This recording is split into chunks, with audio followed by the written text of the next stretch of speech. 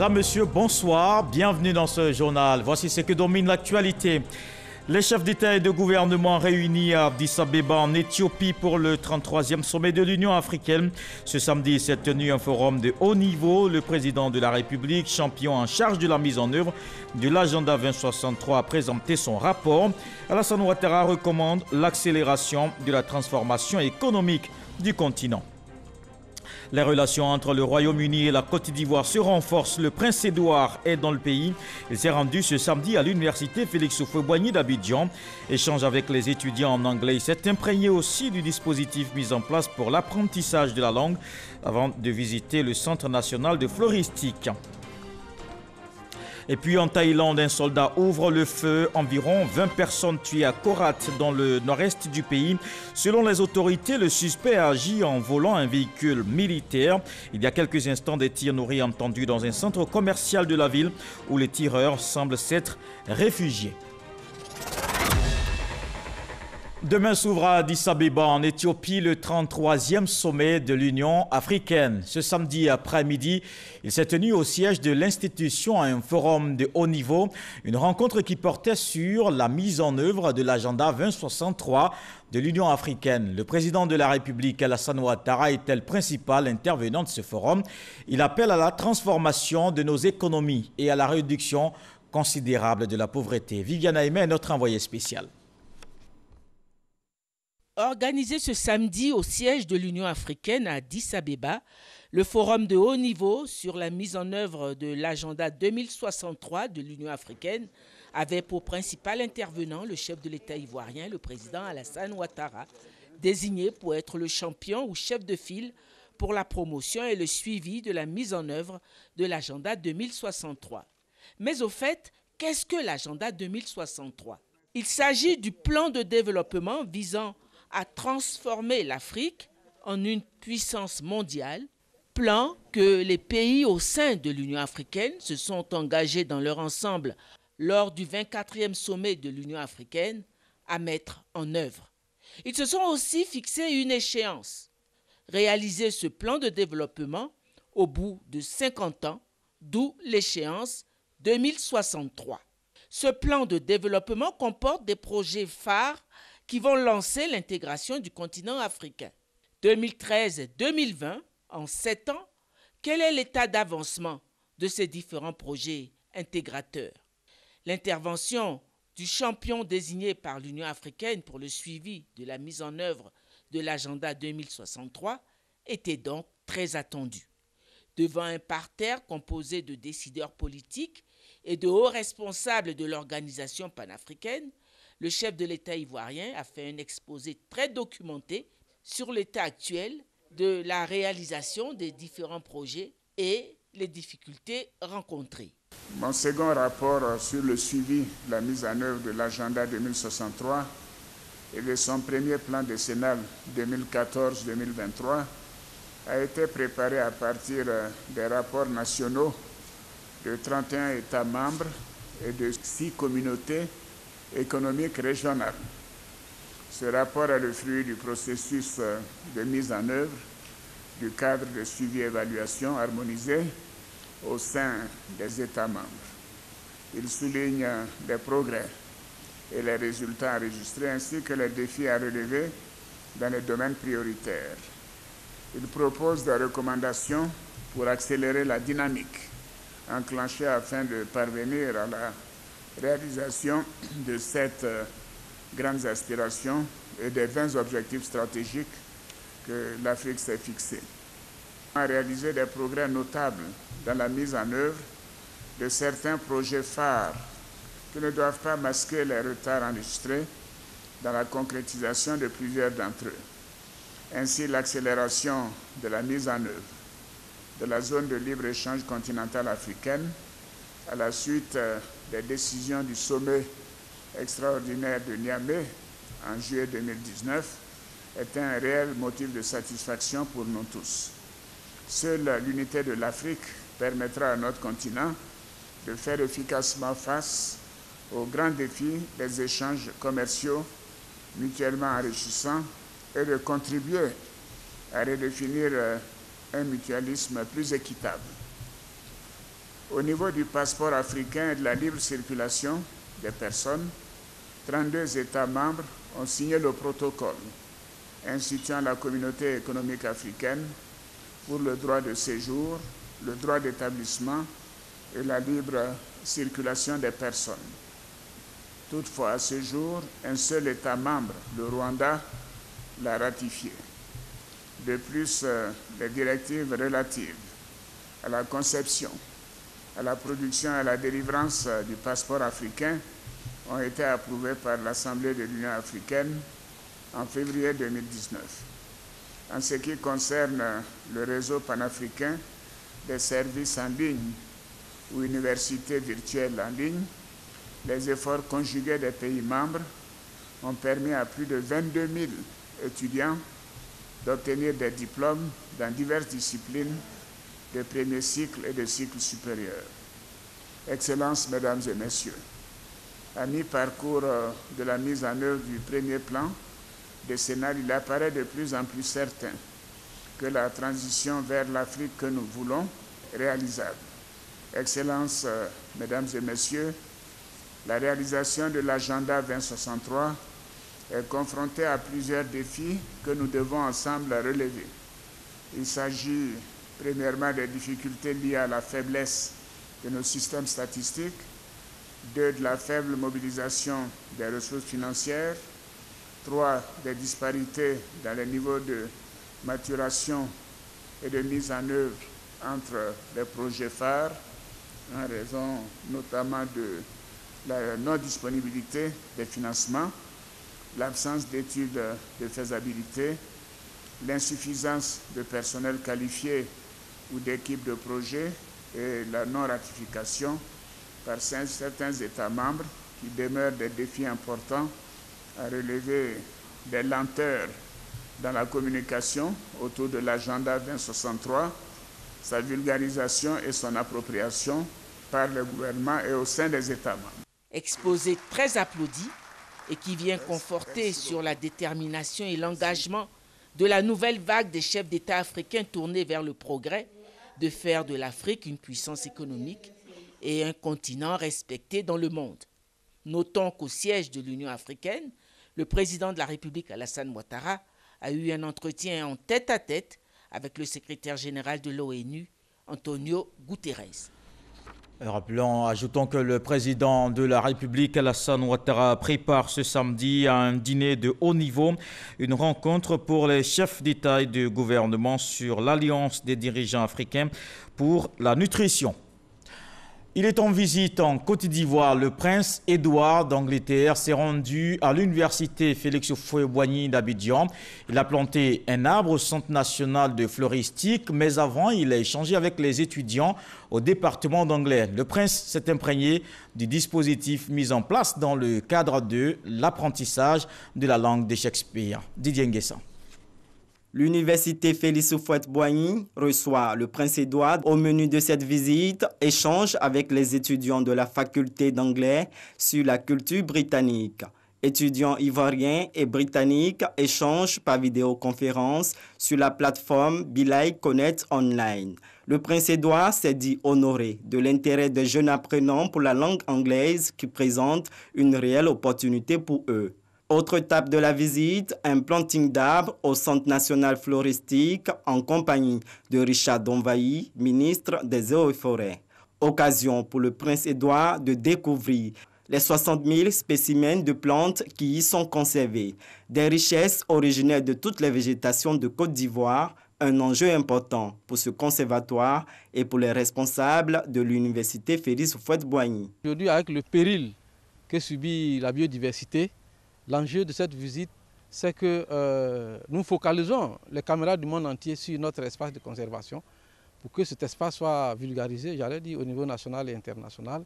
Et certainement, ça va nous permettre de tisser des collaborations qui vont nous permettre d'améliorer notre plateau technique de conservation de la biodiversité. Le planting d'un arbre symbolique, très très important en Côte d'Ivoire, qui est en voie d'extinction, mais qu'on cherche à renouveler à ressusciter et à pérenniser. L'université Félix Houphouët-Boigny a déjà beaucoup de partenariats avec les universités anglaises. Donc, c'est une continuité. Cette stèle immortalise le passage du Prince Édouard à l'université Félix Houphouët-Boigny. 5 personnalités décorées dans l'ordre du mérite de la solidarité, parmi elles des journalistes de la RTI. Le ministère de la Solidarité veut ainsi célébrer les hommes des médias qui contribuent à la cohésion sociale. Mariatou Koné appelle à œuvrer à une année électorale apaisée. Walter Amadou Ouattara. Visiblement ému de recevoir ce jour médailles et diplômes d'honneur des mains de la ministre Mariatou Koné, ces 5 personnalités sont distinguées pour leurs actions en faveur de la paix en Côte d'Ivoire. Elles sont décorées dans 3 catégories, notamment chevalier dans l'ordre du mérite de la solidarité Mamadou Kouassi, journaliste à la RTI. Officier dans l'ordre du mérite de la solidarité Sylvie Éléonore Donugo Touré, rédactrice en chef adjointe à la direction de l'information de la RTI, et Lassina Sermé, journaliste à APA News.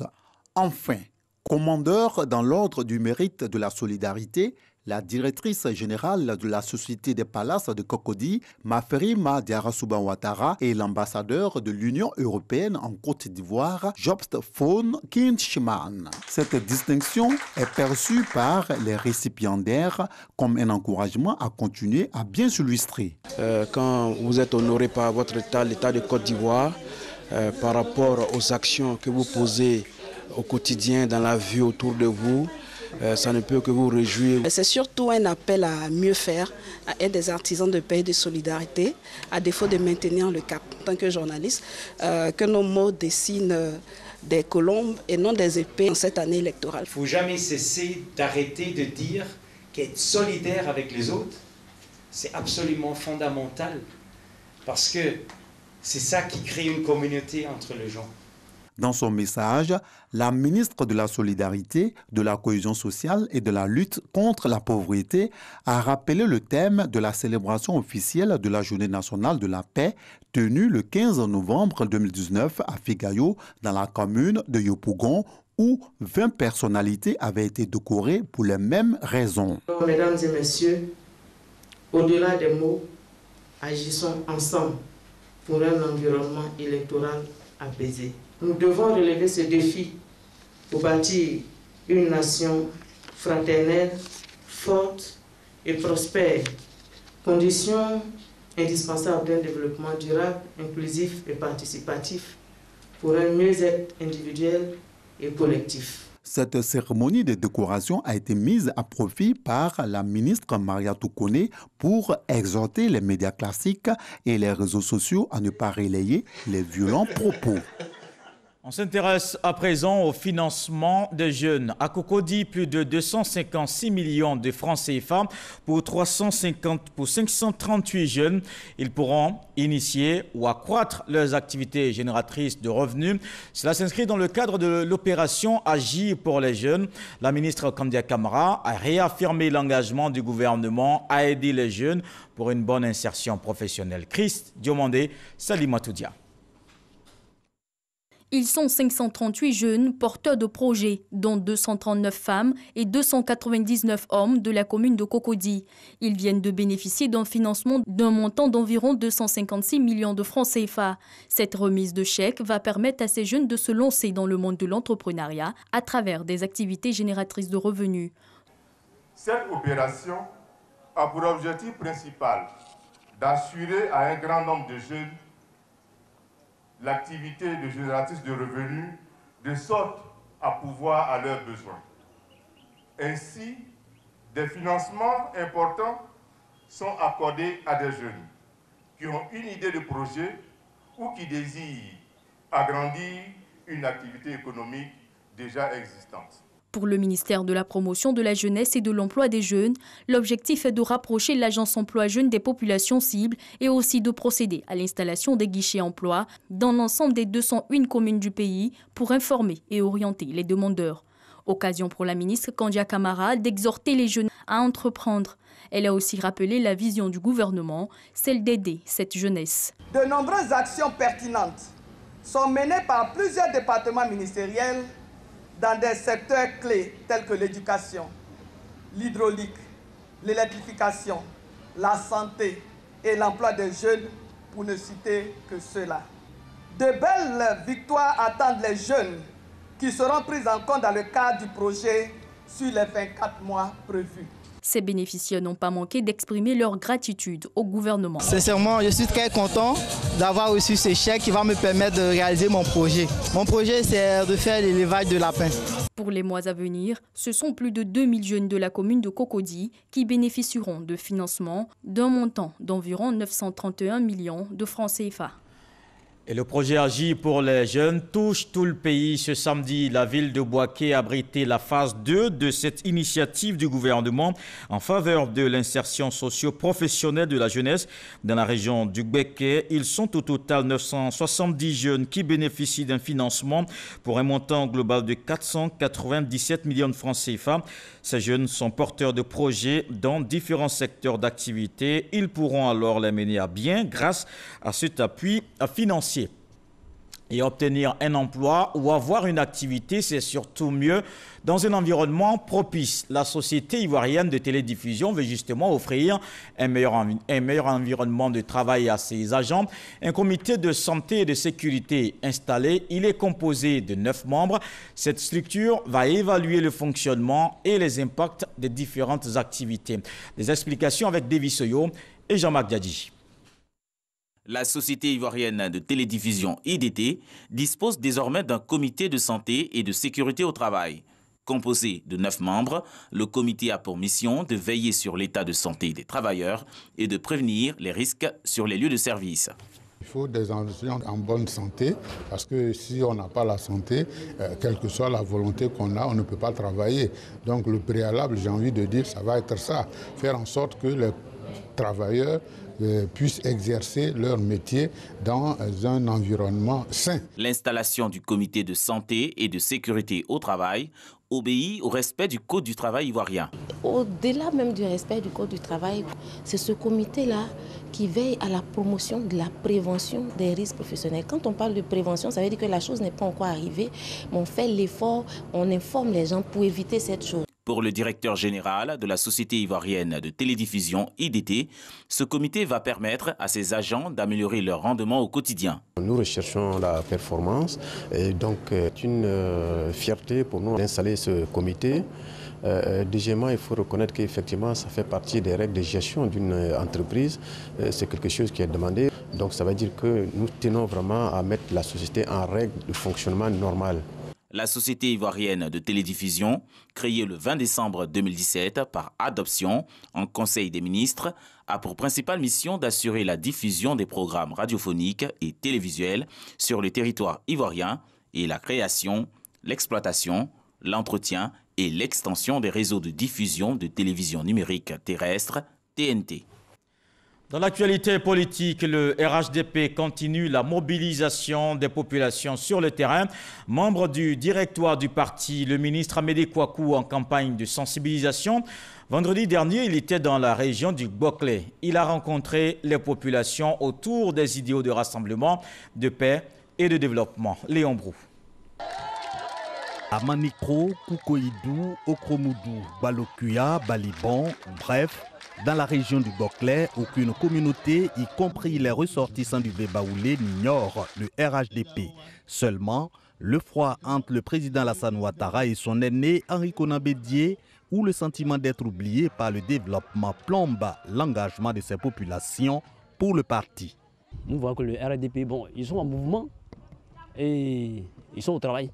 Parce que depuis qu'ils sont arrivés, il y a eu un peu de changement, les voix partout. Bon. C'est important. Chez nous ici, ce n'est pas encore abouti parce que nous n'avons rien ici. L'électricité et l'eau. La réponse à ces aspirations, c'est dans le rassemblement, le vivre ensemble et la paix, idéaux du RHDP selon le ministre de l'Équipement. Amédée Kouakou présente le parti du président Alassane Ouattara comme celui des héritiers de feu le président Félix Houphouët-Boigny. Il s'appuie sur l'image de l'ancien et du nouveau site d'un même village pour montrer le RHDP comme le symbole du beau, synonyme d'unité nationale, de progrès et de bonheur partagé. Le RHDP, c'est le vrai parti du président Houphouët-Boigny. Le président Houphouët-Boigny, c'était la paix et le développement.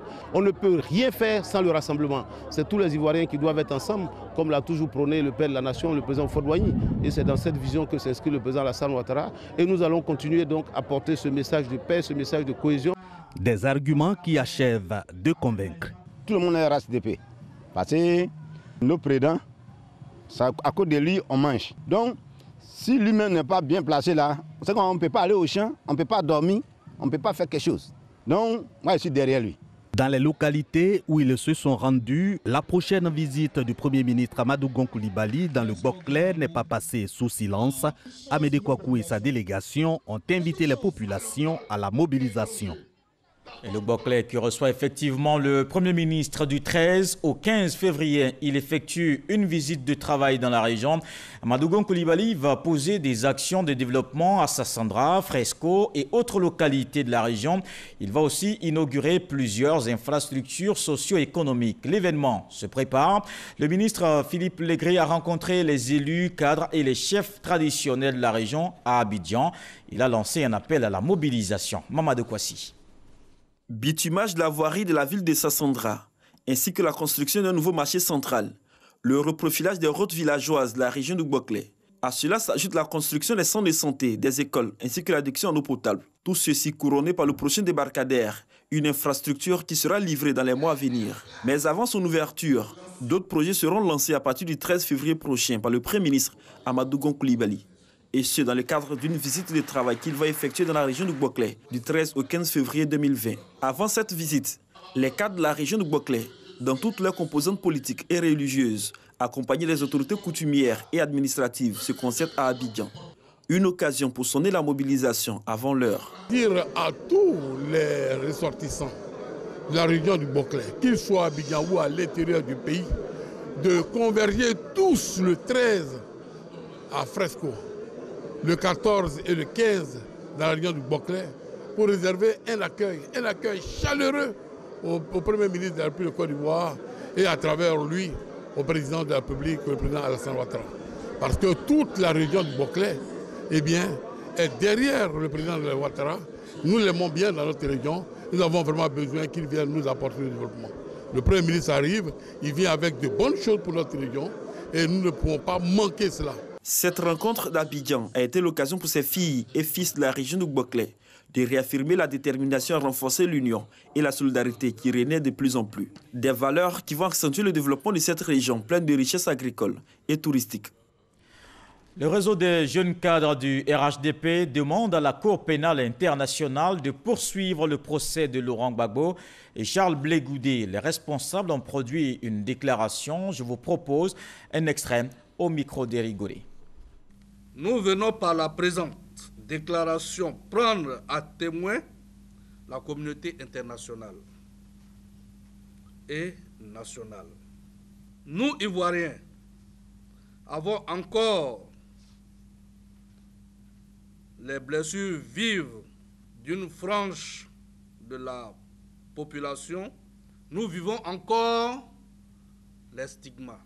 Plus de 3000 morts, de nombreux blessés et personnes encore marquées à vie